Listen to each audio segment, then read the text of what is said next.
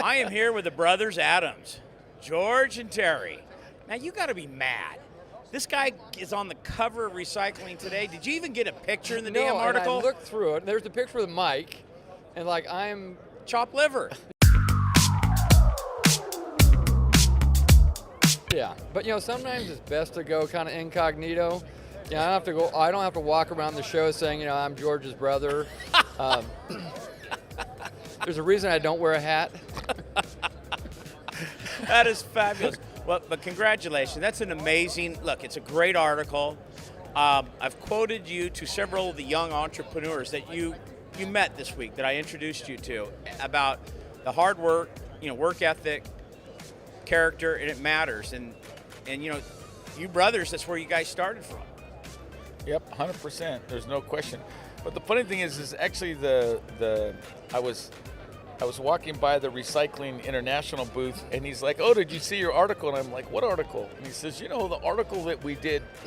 And so apparently there was an article that came out last month in Recycling International, which I never even saw. So see what happens when you're so famous, Terry? And too busy, apparently. Yeah, what have you been busy doing here lately, George?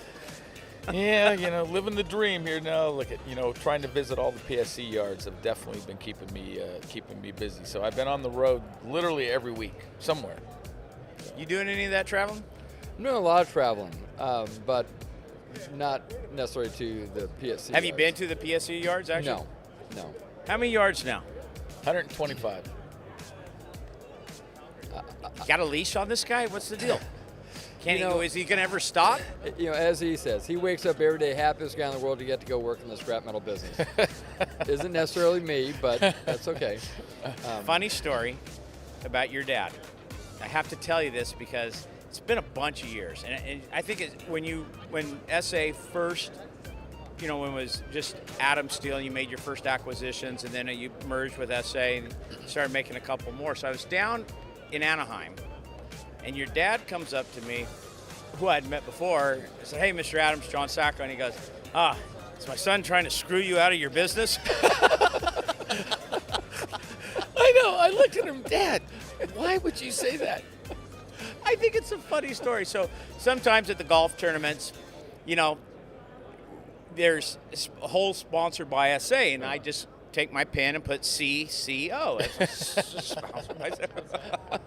Perfect. Well, hey, that's the beauty of it. We may be competition. You're only half a mile down the street from us, right. But we still have the ability to be friends. We trade medals all the time. And I think a lot of people, our story is a good story because so many people, a lot of people want to crush people.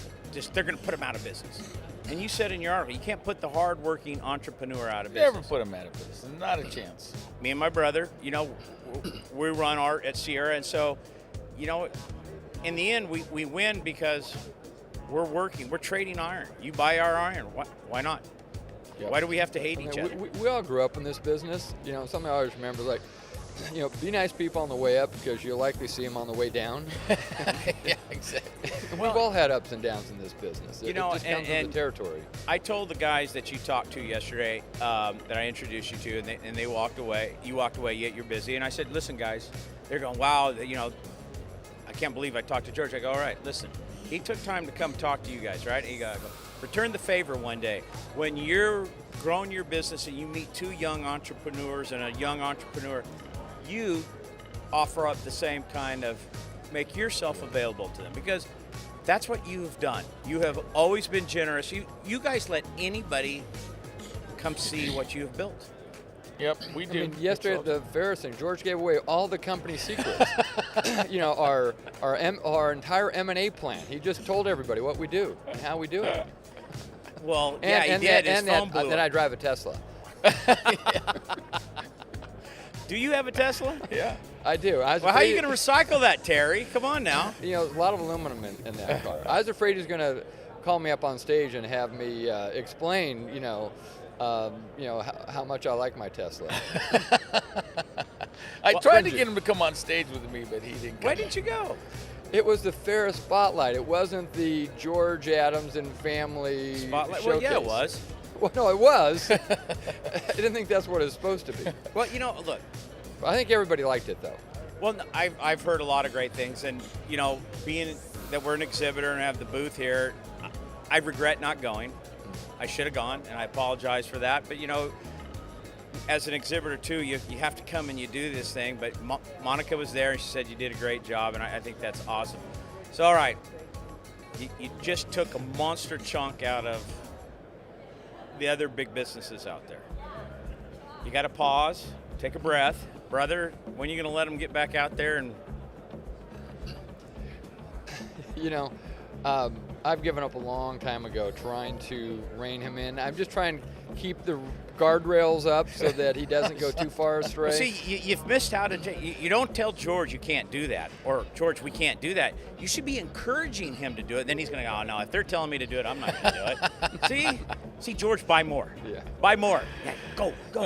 Yeah. Look, we're not buying anything else for a while here. We got to swallow. And if you define a while, it's about a week and a half. I was thinking by the time that the next tick of the clock. Yeah. By the way, I was just afraid yesterday at the Ferris thing he was going to, make some pitch to, buy anybody's, scrap. Text me here, 1-800-I-BUY-YARDS. He did give out his email address in case anybody wanted a book or sell their scrapyard.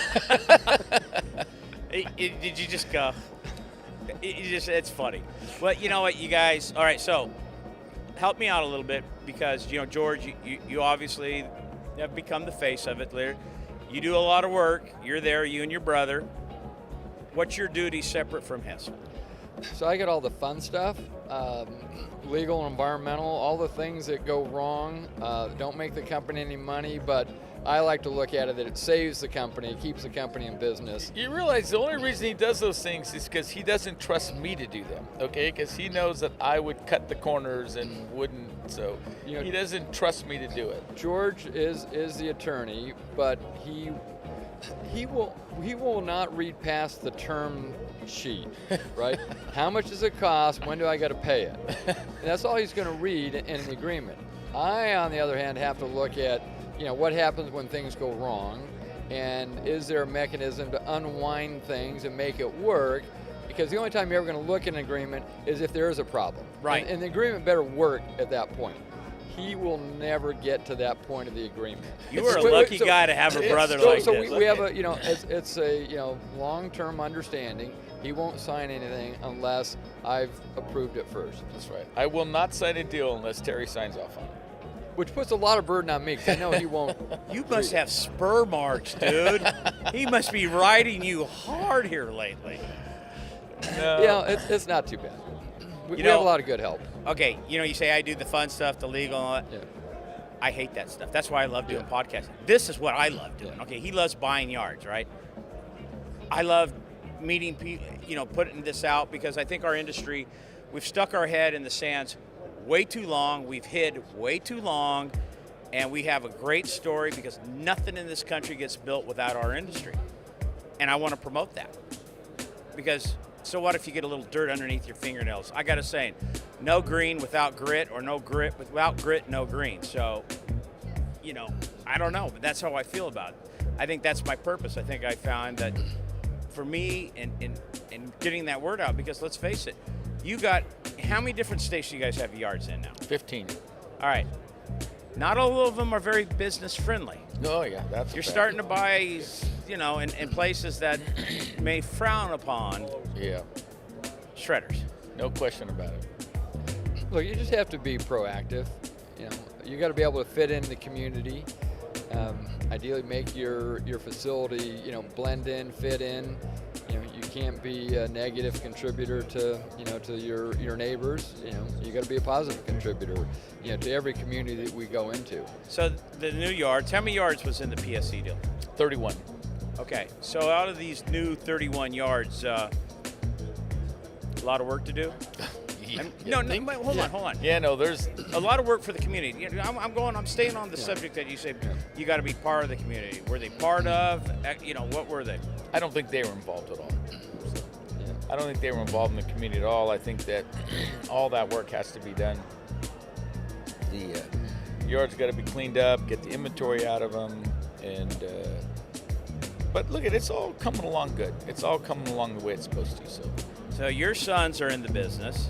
Your children aren't in. Or not. George, you don't have enough kids to run 130 yards. You're going to have to merge families or something. I don't know.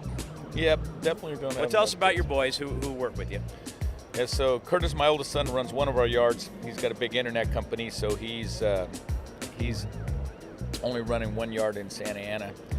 Tyler, my second son, is the COO. He's really running the company, and you think he would support me in our meetings? He always supports Terry.